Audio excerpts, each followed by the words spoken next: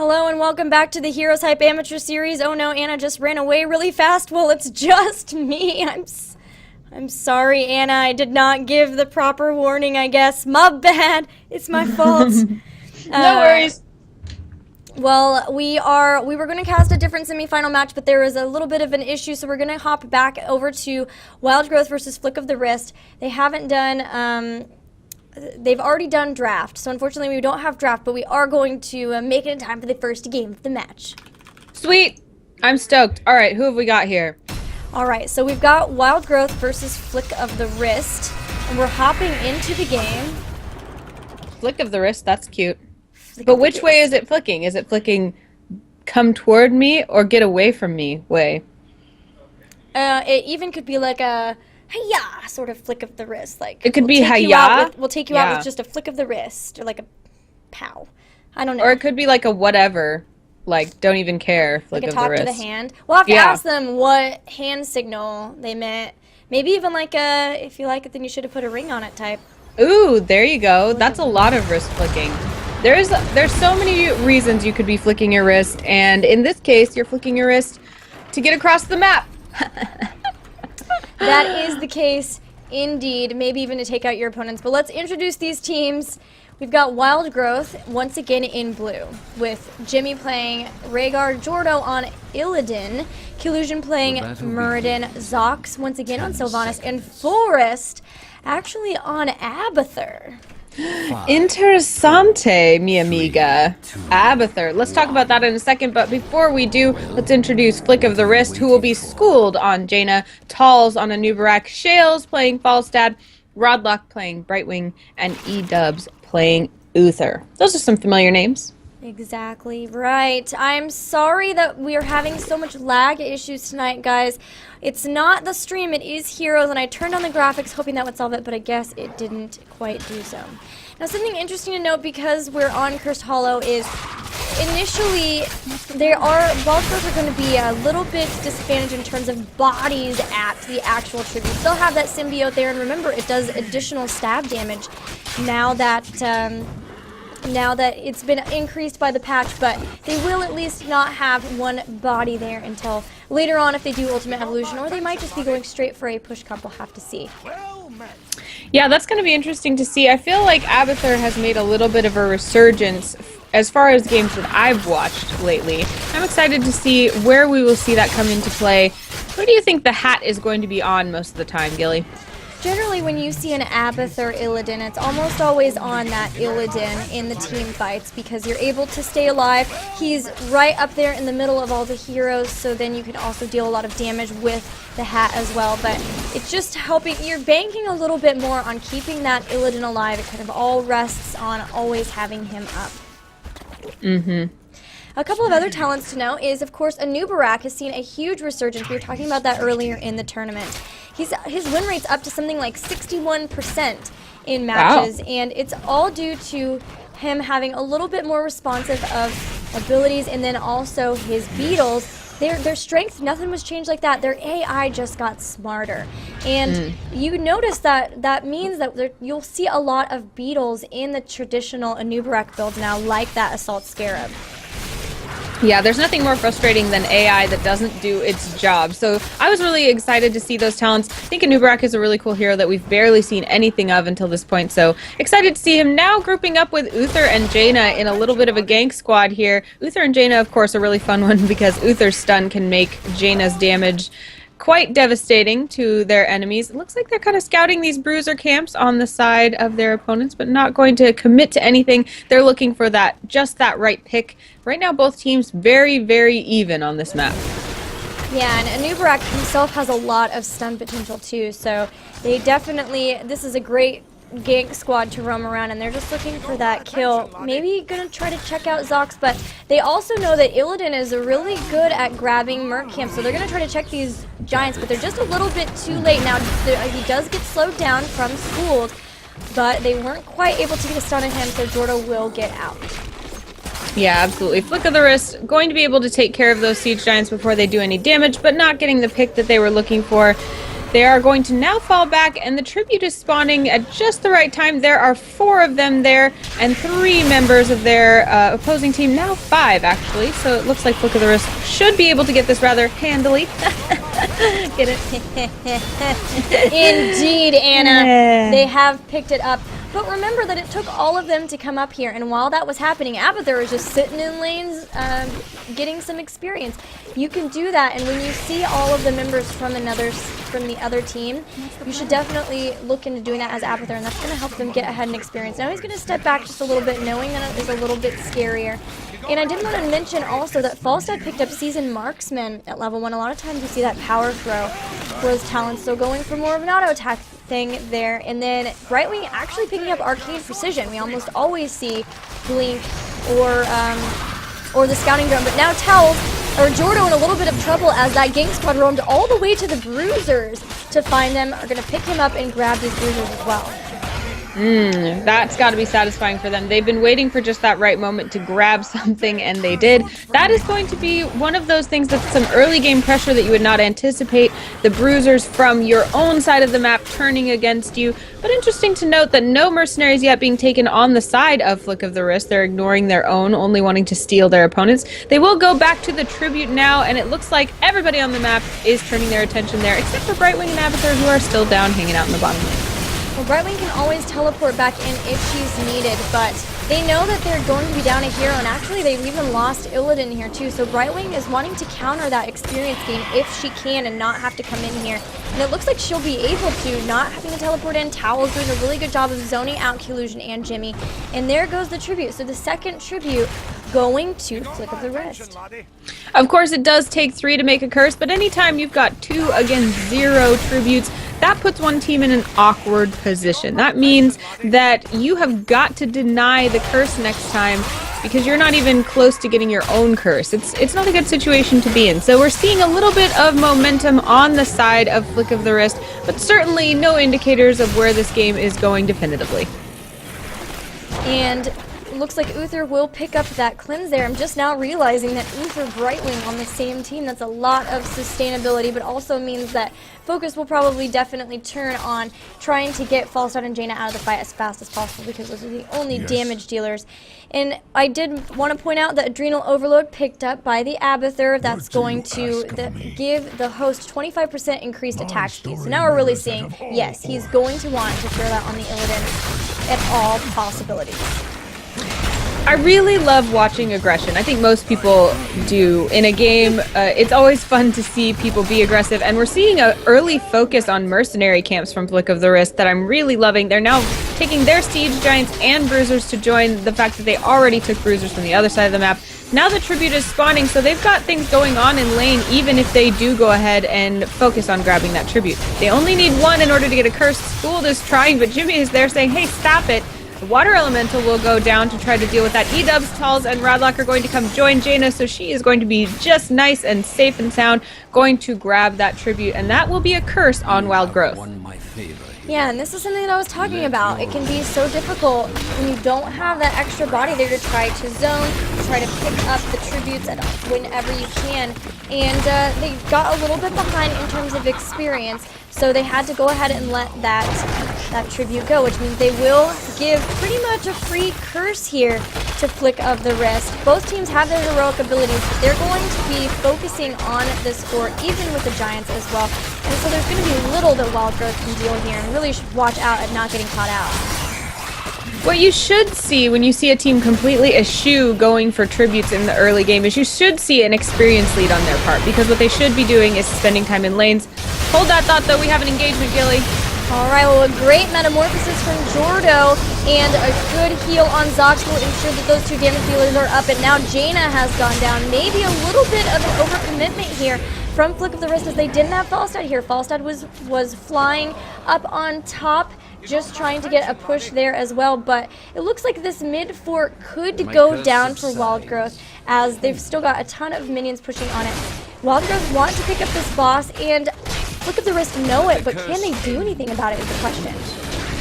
Sometimes you don't have to do too much except for run in right at the opportune moment to steal a boss, but it looks like Shells and Radlock maybe revealed themselves too much for a strategy like that. Falstad will go down, Talz will come down to try to deal with some of the damage and help Rodlock get away safely. And the rest of Wild Growth will run back and try to maybe grab this boss, but it has regained all of its health as they ignored it for a while. It tends to do that. It likes to become very healthy in your absence. So they're instead going to fall back and take those bruisers, which are a little less of a commitment. Good choice there, because as we saw in the previous game, grabbing the boss early and out of position can be devastating. And now we're seeing that Abathur pick start to pay off. He's just moving into any lane where the other heroes are not, and getting as much experience as possible, even taking down a turret up top, and that's starting to give them a little bit of an experience lead. But while we watch Wild Growth pick up their boss, let's talk about the heroic abilities. Wild Growth has picked up the ultimate evolution, so wanting to make sure that they have 5 in those big epic team fights. Also, Wailing Arrow, the Avatar Metamorphosis, and Ancestral Healing as well. What did Flick of the Wrist grab? Looks like Flick of the Wrist will be Water Elemental on Jaina, Locust Swarm for a new Barak, Hinterland Blast for Falstad, Emerald Wind for Brightwing, and Divine Shield for Uther. So we're going to see that Emerald Wind instead of that Blink Heal here, Gilly. Yeah, you know, when you've got that double full support, you can do that because you've got the Divine Shield from the Uther. Brightwing can focus more on zoning, either using it to try to disengage or using it to try to get a good pick off of Wild Growth. And we saw it used once, not to too much effectiveness though, so we'll have to see how she can use it in the upcoming fights. Both teams picking up level 13 abilities, going to just defend both of these bosses. Will both keep their forts alive, and here comes the next tribute. I love seeing that Divine Shield from Uther when you've got a really solid damage dealer like Jaina. That can be really devastating in a fight if you can coordinate with a heavy damage dealer who's going to really wreck face while you shield them for a few seconds and make them invulnerable. Looks like Wild Growth is going to set Collusion onto the tribute, trying to grab it before the rest of Flick of the Wrist comes to deny it. Wild Growth has a little bit of an advantage in terms of position here, but it doesn't look like Envy cares. They're going to look to engage, Gilly. There was a great Wailing Arrow, meant that Jaina was taken out instantly, and there's Hinterland Blast, but not really doing too much. Does throw damage down, but not going to get a kill from it. And with Jaina down, Horus is actually continuing to go ham. Oh wait, no, that was the... Okay, I was like, what is happening here? But I forgot we had an Abathur. We hardly ever get to cascade with Abathur. So Abathur clone will drop, but that was all they needed. They took out the Jaina, grabbed the tribute. They did lose their fort in the process, so really good game and map knowledge from Barak, knowing that, hey, we're going to lose this tribute. Let me run here really fast and take out this fort, which is already low. That's going to help make sure that they don't get too behind in experience. Yeah, that early focus on mercenaries, I think, really helped make sure that the lanes were a little bit weakened for Flick of the Wrist. So Flick of the Wrist really smart there, but they are trailing a bit in experience now, and certainly a little bit on the back foot, but defending now their mid lane as Jimmy and Zox try to maybe get a pick. They're going to be joined by Jordo as the next tribute spawns in the bottom lane. Wild Growth is not ready for that, but they certainly have time to go grab it if they want. It looks like instead they are picking the top lane, so they're going to all push there instead, ignoring the tribute because they know that no one can get a curse at this point. Well, not only that, but they still had several seconds before all of their heroics were up. 15 until Illidan's was up, Metamorphosis, and remember, it's all about Illidan pretty much in this, and they have that Sylvanas. So they're able to push so effectively. This is so far away from the tribute that it forced them to grab it really fast and hit back, but in that amount of time, they've already grabbed both towers. Now, it looks like the Flick of the Wrist maybe wanted to engage here. Wild Growth is turning around. There goes Collusion, a great stun on several, followed by a ridiculous Wailing Arrow, and from there, that's such a good spot for a Metamorphosis. They've already taken out Brightwing, and there goes Uther. Both healers down.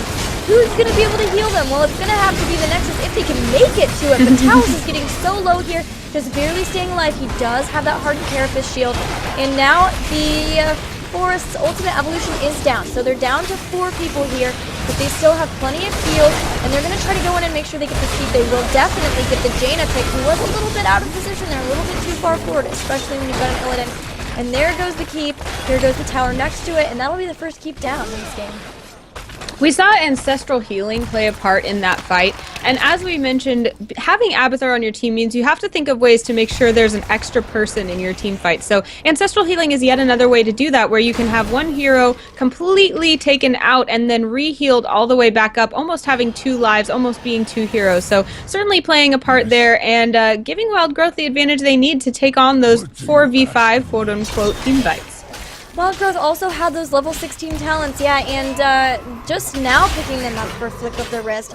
Looks like there will be Northern Exposure and Critterize, so they're going to be able to throw some vulnerability on those heroes of Wild Growth, which is going to be nice for Illidan. They're really trying to just burn him as fast as possible, and with even a Blood for Blood as well. And on the opposite side, 2 Blood for Bloods, though, for Wild Growth, as well as that Earth Grasp Totem. So something we don't always see from Rhaegar, but really prioritizing being able to slow down and pick out somebody from the team when you pair that with a Muradin.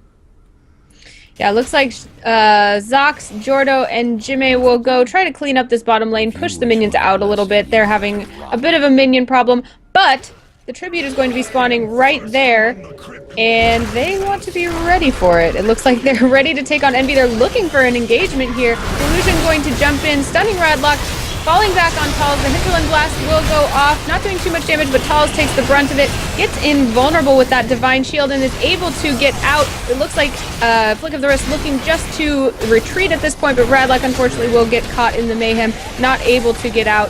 Now looking to grab another pick. Wild Growth will follow at Flick of the Wrist toward their gate. Flick of the Wrist falling all the way back, and now Wild Growth, it looks like, might take the Tribute, but instead looks to chase. Wow, Flick of the Wrist runs back down. School is going to see... Oh, I did not see Forest Abathur taking the Tribute, but is going to get wrecked by Jaina because he is a slow slug. They're happy about that. He has been pushing hard on that top lane. This is something you really have to be concerned with when you are a team versus an Abathur. And actually, Shale's getting caught out here. Remember that nothing is attacking right now because of the curse, except for that core. And now Jimmy is, a little bit out of position, but they do take the wall down. Maybe gonna get out. He's getting pretty low. He does get stunned by a new Barak. He's trying to get away. He's Ghost Wolf now. He's shielded himself. Radlock drops the Emerald Wind, but isn't quite in position to be able to actually hit Jimmy. Jimmy is still getting away. Schooled is on the chase, trying to catch up with him, but no, Jimmy will get away. As I was saying before with that Abathur, once you have a keep down when you're versus an Abathur, Abathur's going to just it's like putting a finger and pressing a bruise, right? Like that's where you're vulnerable, and so he's just going to keep throwing as many locusts as possible in there. And we've got another engagement though. Yeah, it looks like Flick of the Wrist wanted a piece of that boss action, and Wild Growth was willing to give it to them for a second, but the Wailing Arrow will go off, silencing, then stunning, and ultimately taking out Jaina and Anubrak. Now Shales is in a bit of a pickle, but is able to barrel roll out of the way. E-Dub's also on the run from Jordo. Looks like we have 5 members here. We have an Ultimate Evolution joining us from Forest. There will be 2 Muradins in this fight. They're going to go after this keep as well. Still following E-Dubs over here. Jimmy is playing with Falstad over there, almost dying, but Shales manages to get out of the way and will go back to the Nexus to heal. Oh, Abathur! Oh my gosh, Abathur symbioted to try to catch him, but just wasn't quite enough damage. He was taking a lot of damage from the minions, but the shield from Barrel Roll just barely keeping him alive. Man, Shales is thinking his lucky stars, but unfortunately, they still have Jaina and Anubrak down for a few more seconds. Wild Growth is going to try to end this game right here. They're throwing everything they've got in the court, and it's going to be no problem. GG, first game's going to Wild Growth. Wow, some awesome plays in that game, and seeing an Abathur be very successful and very smart. Like you said, that last minute symbiote, really, really cool. Even though it wasn't successful, we saw some Ultimate Evolutions that really played a part there. What did you think of the Abathur play, Gilly? That Abathur play was amazing. That top lane was a constant struggle, especially once that keep was down. They constantly were having to make sure that they were watching to get rid of too many minions on the core there, because if he was able to symbiote something right on the core, he can be throwing a lot of damage on it.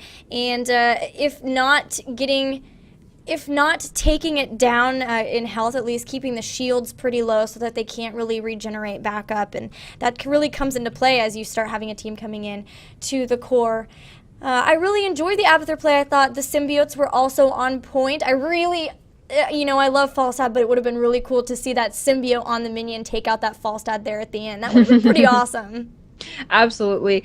Also, I really liked the Rhaegar pick for that team composition. Rhaegar is really able to support a whole team on his own and has the escapability that we saw as he ran across the entire map with just a sliver of health, as that wolf can take him into mounted form instantly as opposed to having to wait like other heroes. So being able to escape, being able to do things like ancestral healing that can bring a hero back from basically dead really helped support this team with an Abathur without taking yet another slot to add another healer or half healer to help them with sustainability, so that allowed them to have the kind of damage that they needed as well. So really cool play from Wild Growth, continuing the streak of cool play that we've seen from them.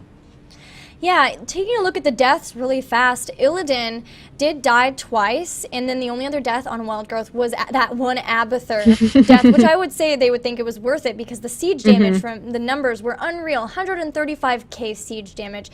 The next closest one was 91k. Wait, oh, that was Sylvanas. I lied. So Sylvanas also sieging up, and that Sylvanas Abathur both sieging is crazy, but I will say that it did show that at least Flick of the Wrist was trying to focus the Illidan. They knew that Illidan was really central to their team comp because of the Rhaegar and the Abathur were really just all designed to keep him alive. So they were trying to focus him down. Wasn't quite enough, but we'll have to see if we get more standard team comps from both teams or if we might see them banning that Illidan to keep Wild Growth from picking him up again.